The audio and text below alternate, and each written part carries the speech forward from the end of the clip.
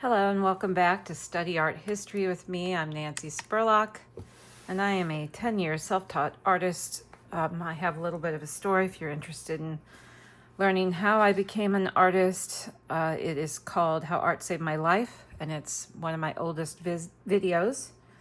In brief, it's about me having a dream for 5 nights that I was going to be an artist and then getting diagnosed with breast cancer, losing my technical writing job, and becoming a professional artist.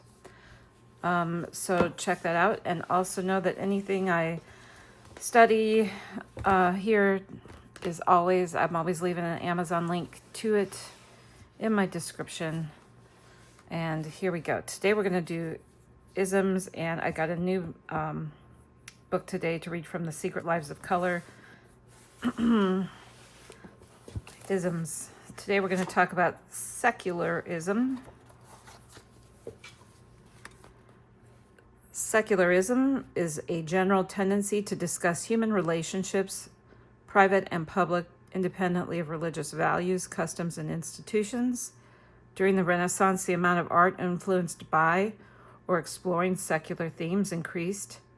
Secular also includes subjects, figures, and principles drawn from classical or pagan myth and history. Some of the artists include Leon Battista Alberti, Giovanni Antonio Baltrafio, Sandro Botticelli, Donata Bramante,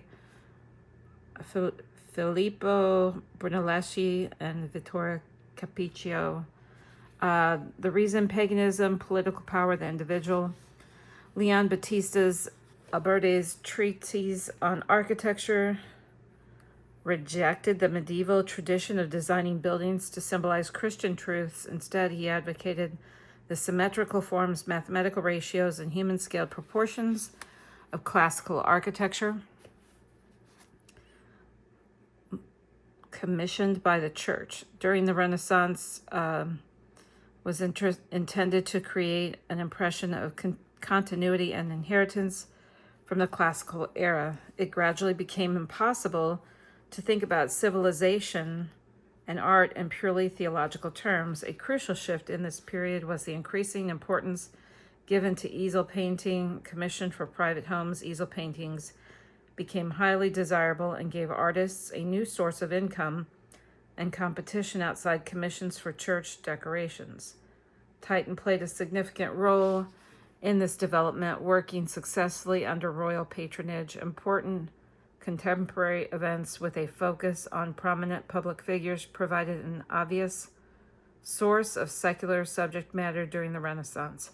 Other factors in the secularization of Renaissance art include urbanization, the consolidation of secular power, increasing the wealth which created new patrons for the arts, and the steady growth of a market in art which explored classical themes, imagery, and principles.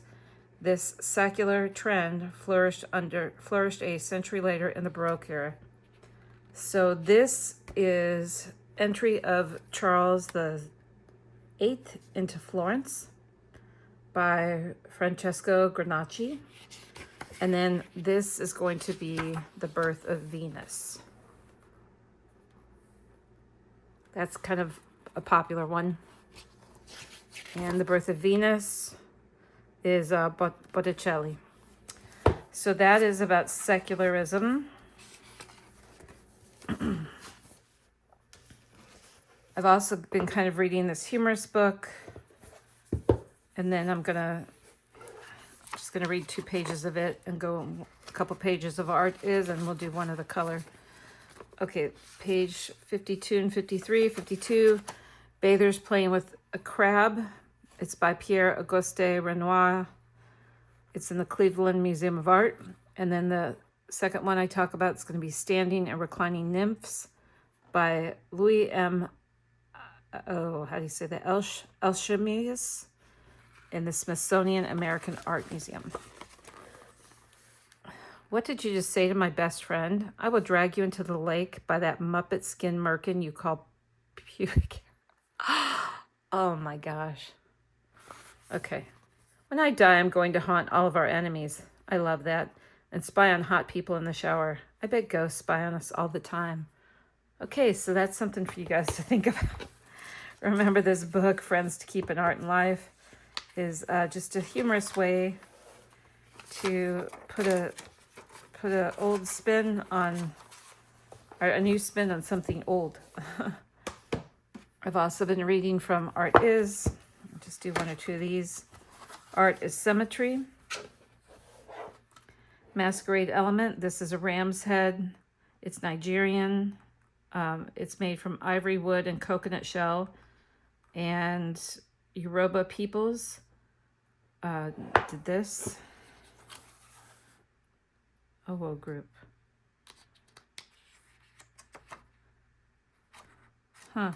So this is Masquerade Elements Ramhead Omama. So I guess Omama did this. It's Nigerian. All right. Art is Composition. This is a Van Gogh. And this is called Oleanders.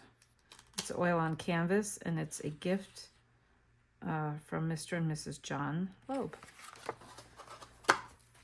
And then now we're going to go to The Secret Lives of Color because my daughter wanted me to, she overheard me doing what I'm doing, and she said this is a great book, so I like it, and I agree with her. But one of the things I found specifically is this dragon's blood. I thought this was hilarious. On the morning of May 27th, 1668, a gentleman was riding through a remote corner of Essex in southeast England when he stumbled across a dragon. It had been sunning itself at the edge of a birch wood, but suddenly reared up at his approach. It was vast, 9 feet from hissing tongue to tail, about as thick as a man's thigh, with a pair of leathery wings that appeared far too small to get its enormous bulk airborne. The man spurred his horse and with winged speed hafted away, glad that they had escaped such an imminent danger. But the tale of the beast was not quite over yet. Men from the nearby village of Saffron, Walden perhaps worried that the dragon might become peckish and begin making inroads into their cattle herds, or perhaps bored and skeptical, set out in pursuit. To their surprise, they found it in almost exactly the same place. Again, it lifted the front of its body into the air and hissed loudly, disappeared into the underbrush. The villagers saw it again and again over the next few months, until one day, without explanation, they found the birchwood to be dragon-free once more. The whole saga was written down in a pamphlet, The Flying Serpent, or Strange News out of Essex, a copy of which is still on view at the local library. It is odd to think that at the same moment villagers were scouring the local countryside trying to see off a dragon some 40 miles away in London, Isaac Newton was beginning to foment the scientific revolution. Perhaps the dragon's appearance was a last gasp display from a creature that was on the cusp of being driven forever into the realm of myth by the advancement of enlightenment. And with the dragon, of course, when its blood, which had been an exclusive pigment since the birth of Christ, when Pliny, deploying an ever-expanding palette, distracting artists from the serious business of art, wrote that India contributes the ooze of her rivers and the blood of dragons and elephants. It was referring to dragon's blood. The belief was that elephants had cooling blood and dragons, during the dry season, craved something cool to slake their thirst. The dragons would hide in trees, waiting to ambush any elephants that might wander underneath, and then pounce. Sometimes they killed the elephants outright and drank their blood, but sometimes the elephant would crush the dragon, and they would die together, their two bloods mixing to form a red, resinous substance called dragon's blood. That's this color. We would just call it wine. Probably. I don't know. As with most myths, this one contains a nub of truth, overlaid with a great deal of embellishment. For a start, no animals of any kind, even mythological, are harmed in the production of dragon's blood. But this pigment does exist. It does come from the East, and trees do play a part in its production. It is, in fact, a wound red resin, drawn often though not exclusively from the Dracaena genus of trees. George Field, writing in 1835, wasn't enthusiastic. Not only was the pigment deepened by impure air and darkened by light, but it also reached with the ubiquitous white lead and took forever to dry in oils. It does not, Mr. Field concluded sternly, merit the intention of the artist. He was by this time preaching to a choir of disenchanted artists. They had little use for yet another red, particularly one with such obvious limitations. Without widespread belief in dragons to sustain it, dragon's blood followed Saffron Walden's winged serpent into obscurity. So, that is The Secret Lives of Color, the humorous book, Friends to Keep in Art and Life. Art is those nice little one-liners when you just want to know a little something.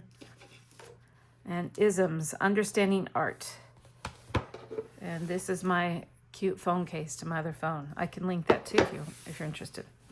So, yeah, whatever you do in life, always keep learning, always keep growing and studying your craft. And I will see you next time. Bye.